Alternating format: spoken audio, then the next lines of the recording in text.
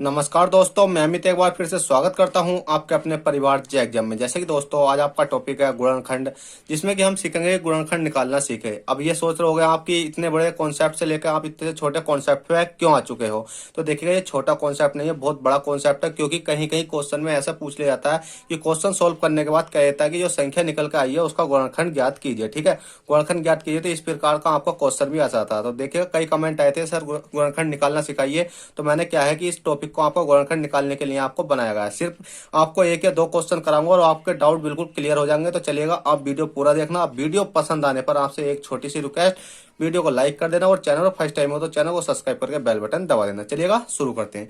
जैसे क्वेश्चन कहता है गुणनखंड निकालना सीख लो। ठीक है, गुणनखंड निकालना सीख लो। क्वेश्चन कहता है 6x² माइनस के 20x प्लस के 16 का गुणनखंड निकालो। ठीक है, कितने का? 6x² का माइनस के 20x प्लस के 16 का गुणनखंड निकालो। देखिएगा, ये माइनस का केस भी और प्लस का है। कहीं कहीं प्लस का भी आ जाता है, कहीं कहीं माइनस का भी आ जाता है। तो आपको डरना नहीं है। सबसे पहले तो आपको जो दिख रहा है 6 दिख रहा है, जो सबसे शुरू वाली संख्या होती है। अगर x के आगे कुछ नहीं होता तो उसको हम क्या मान लेते हैं? 1 मान लेते हैं। ठीक है, x के अगर अगर कुछ नहीं दिया होता तो हम क्या मान लेते? 1 मान लेते। पर x के आगे यहाँ संख्या है तो कोई दिक्कत नहीं है। x के जो सी ये संख्या, इस संख्या का और इस संख्या का गुणा करके देखो कितना आ जाता है।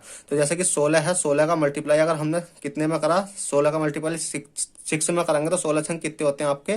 96 होते हैं। अब हमें 96 के ऐसे टुकड़े करने हैं जो कि गुणा करने पर तो 96 आ जाए और इसका क्या है, जोड़ या मतलब प्लस या माइनस करने पर 20 आ जाए। ठीक है, तो हमने देखा कि 96 के दो टुकड़े ऐसे कौन से होने चाहिए। ठीक है, आपको याद होने चाहिए, कम से कम 20-25 तक के तो पहाड़े याद होने चाहिए बिल्कुल आपके टिप पर। जैसे कि 96 लाने के लिए कौन से पहाड़े में आ जाता है। तो 12 अट्ठे कितने होते हैं आपके? 96 होते हैं। ठीक है भाई, तो एक क्या हो गया आपका? 12 हो गया और एक क्या हो गया? 8 हो गया। देखिए 12 अट्ठे कितने होते हैं? 96। 12 प्लस के 8 करेंगे तो कितना आ जाएगा हमारा? 20 आ जाएगा। तो अब हमें कुछ नहीं करना, हमें क्या लिखना? 6 लिखना है। 6x² लिख लिया।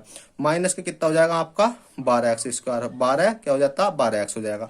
अब ये बताइए कि यहाँ जो संख्या आएगी वो काय की आएगी। तो आप समझ सकते हो, यहाँ 12 प्लस के कर रहे हैं तो प्लस का चिन्ह है, मतलब प्लस का चिन्ह 8 है। प्लस का कितना? 8 है। तो प्लस माइनस क्या हो जाता है? माइनस हो जाता है। तो इसका मतलब काय की आएगी? माइनस की 8 आएगी। आप देख सकते हो या माइनस माइनस कितने हो जाते हैं? प्लस। तो 12 8 कितने हो गए आपके? 20 हो चुके हैं।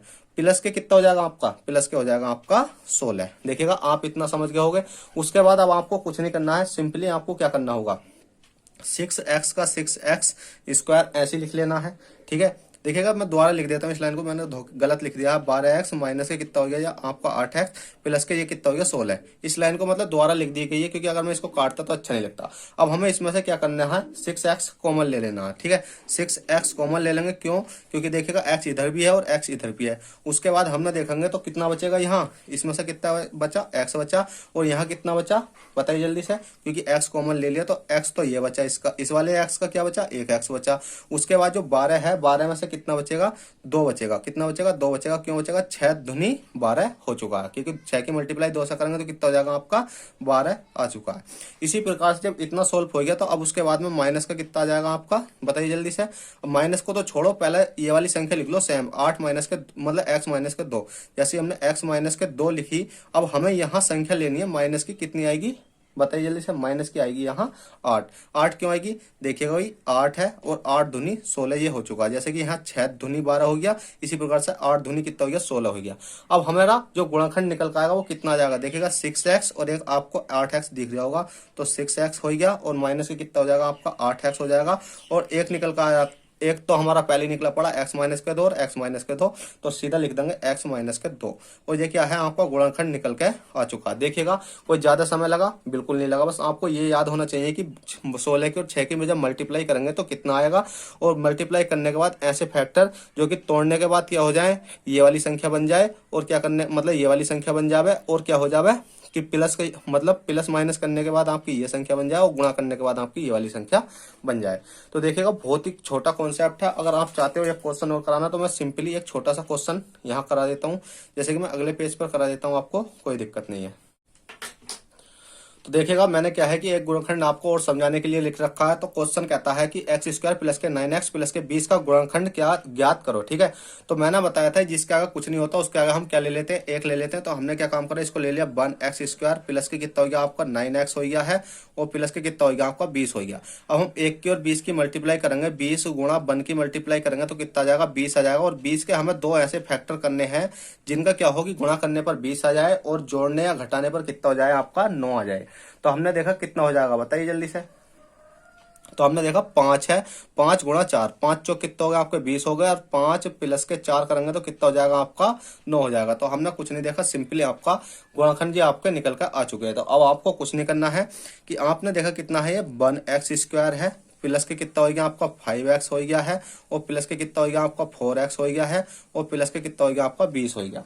ठीक है, 20 हो गया। अब इसके बाद आपको क्या करना है कि इसमें से क्या कर लेना, x कॉमन ले लेना है। जैसे आप x कॉमन लेगो तो यहाँ कितना बचता है, एक x बचता है, क्योंकि इसका भी कॉमन ले लिया और इसका, क्योंकि दो संख्या को कॉमन लेते हैं, इस वाली का और इस वाली का, इसका और इसका कॉमन लेने के बाद हमने x ले लिया।